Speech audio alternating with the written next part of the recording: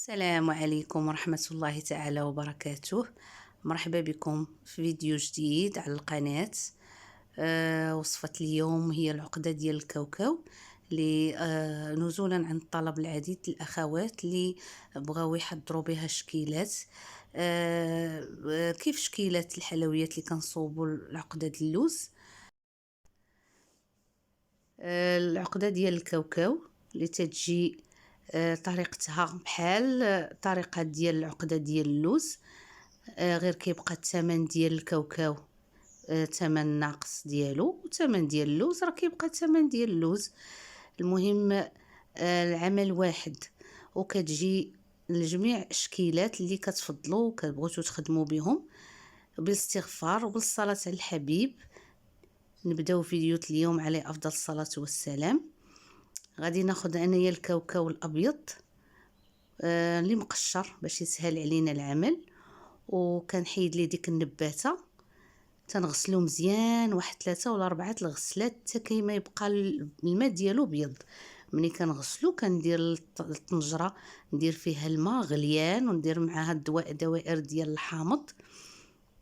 ملي كندير دوائر ديال الحامض نحيد منهم ديك العصفه، كطلع فيه الغليه واحد 10 حتى 15 دقيقه.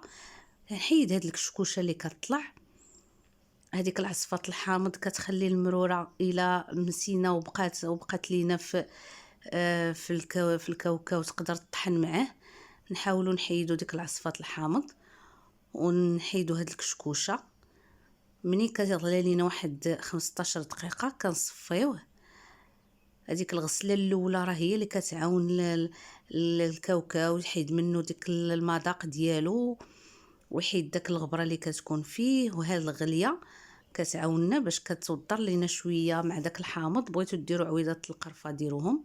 انا صفيتو وغندير ماء خور جديد، وغندير هنا الروح ديال اللوز واحد غير قطره ولا 2 قطرات. الماء كيغلى كنلوح داك الكاوكاو، نعاود ندير ليه واحد السلقه اخرى. انا عندي هنا غير نص كيلو، كميه قليله. تقدروا تخدموا كيلو 2 كيلو على حسب نتوما والطلبيه اللي عندكم. من بعد كيغلى كنصفيه، هنا كيتصفى مزيان، كنخليه في هذا الكسكاس. ملي كيتصفى كينشف ليا كنديرو في واحد الزويف هنا، نفرش ليه شي بلاصه يضربوا البرد. الا ما كناش مزروبين به راه كنخليوه يبات على الاقل واحد 8 السوايع. كنا مزروبين كندخلوه الفران ينشف، اي كنقلبوه هكا نلقاوه نشف. راه هنا انا خليته بات. منين نشف ليا مزيان صافي كندير نقيسو هكا بيديا، كنلقى ما بقاش فيه الماء، ولكن ما ينشفش لينا بزاف تاني تيقصح. ردوا معاه البال ما يقصحش لينا باش منين نطحنوه يكون رطب ما يكونش قاصح يطلق لينا الزيت. غادي نخليه هنا ينشف، من بعد غنديه نطحنو. الاهم في هاد الكاوكاو هو النباته، تحيد ليه بديك النباته هي اللي كتخلي لينا المذاق ديال الكاوكاو. وهذا الكاوكاو كيبقى على حسب طلب الناس اللي بغاو يخدموا ليهم الكاوكاو خدموا ليهم كاوكاو، بغاو اللوز خدموا اللوز. المهم هذه الرغبه ديال الزبون، وكيبقى الثمن ديال كل واحد الثمن ديالو. ثمن ديال الكاوكاو ثمنه، ثمن اللوز راه كيبقى ثمن باين على حساب. دابا راه كلشي غلا، لا اللوز لا كاوكاو. هنا ديتو للماكينه، درت 250 غرام ديال سنيده تكون رقيقه، وطحنت الطحنه الاولى. الطحنه الثانيه كيبان ليا وكنراقبوه باش ما يطحنش ثاني اكثر من القياس ويطلق الزيت حتى ما كيبقاش تبان لينا ديك السنيده في الماكينه. وجدتو انا درتو هنا في القصريه باش ندلكو مزيان نخدمو. غادي نزيد عليه هنايا المنسمات على حسب كل الاخت باش بغات تنسم هاد الكاوكاو. انا بغيتو بلدي، كتعجبني انايا العقده ديال اللوز كتنخدمها انايا دائما بالمسكه. وبغيتو ديروا هنايا في هاد العقده ديال الكاوكاو بغيتو ديروا معلقه ديال المربى ديال المشماش. بغيتو ديروا الزهر، الروح ديال الزهر ولا النسمه. ديال الزهر، بغيتو ديروا شويه القرفه. انا هنا درت المسكه. ضفت هنايا غادي ندير الجليكوز، واحد المعلقه صغيره عامره ديال الجليكوز اللي كتعطينا التعليكه لهاد العقده تجي تخليها رطبه. قبيصه ديال الملح ضروريه ديروها، درتها انا في البدايه في الاول. والماء زهر عندي هذا الكاس الصغير، ماشي الكاس د العنبه، الكاس اللي صغر منه. الماء زهر ديروا الروح، انا كنخدم بالروح، كنجيب الروح ديال الزهر وكندير الماء يطيب. ملي كيطيب ليا الماء وتيبرد كندير واحد المعلقه صغيره عامره ديال الروح ديال الزهر وتنخلطها في قرعه ديال الزيت وتنخليها كنبقى نخدم بها.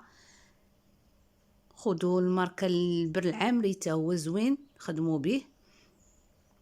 غادي نخلط مزيان. هنا خاصكم تعجنوها مزيان لان باقا هي يعني ما مخدوماش. انا غادي نبدا نضيف في الماء زهر شويه بشويه، تتشوفوا القياس اللي دخل ليا والكميه. غادي نعجن نعجن نعجن بالكف ديال يدي، وكنديها ونجيبها ونديها ونجيبها حتى تدخل ديك الزبده. انا درت زبده العبار باش المذاق يجي بنين ويجي مزيان. هو احسن حاجه في العقده راه ضروري زبده العبار حسن. وهنا غندير نزيد الماء شويه بشويه، كنزيد الماء زهر باش كترخف وتخدم مزيان بهذاك الماء زهر، هو اللي كيرطبها. وديك الزبده غنعركها بالكف مزيان حتى كتبان ليا رطابت. راه في الاول كتكون محببه وكيبان لكم ما مطحونش داكشي مزيان، ولكن ملي كتخدموها صافي راه كتولي باش كنعرفوها. على القياس ديال الماء زهر اللي دخل ليا كنعرفوها ملي كنشدو ناخذو نلويوها ما بين يدينا، كتعطينا الطوع وكتلوى بسهوله بلا ما تهرس لا والو. كنطويها كتطوى ما تكسر ما والو. هذه موجوده عقده ديالنا ديال الكاوكاو بحال اللي كتخدموا اللوز تماما. طبيعي راه المذاق ديال الكاوكاو ماشي هو المذاق ديال اللوز، ولكن هاد الطريقه الا درتوها بالسليق ديالها وقديتوه وبهاد المسمات اللي دخلتو راه ضروري ما غادي تجيكم زوينه بنينه في المذاق ديالها. انا غادي نحضر بها ان شاء الله شكيلات وغنشاركهم معكم. خرجت لي هاد الكميه ديال راه كيعطي تقريبا هنايا هاد نص كيلو، راه تيعطي مع ديك السنيده راه كيعطي شكيلات. لا قسمتوهم على 3 ولا 2 شكيلات. درت هنا شكيل ديال الثومه واخدموا بهم شكيلات عاديين اللي كتحضروا بهم دائما اللوز، شكيله اللوز. هنا راه غادي نخدم من بعد بالعجين طبيعي. انا غير وريتكم هنايا كيفاش نطبعوا بهاد العقده. الكعبه حتى هي كتجي في هاد الشكيلات. المذاق انا غادي ما غنحكمش عليه دابا حتى نخدمها ونطيب ونذوقوها ونشاركها معكم ان شاء الله.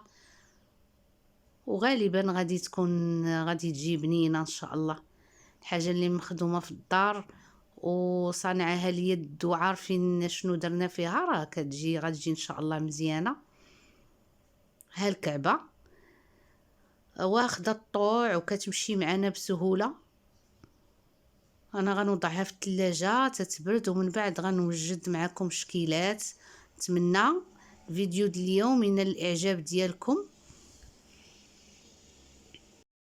وإلا عجبكم فيديو ديال اليوم ما تبخلوش عليا بالضغط على زر الاعجاب وتفعلوا الجرس باش يوصلكم كل جديد. وشكرا على المتابعه.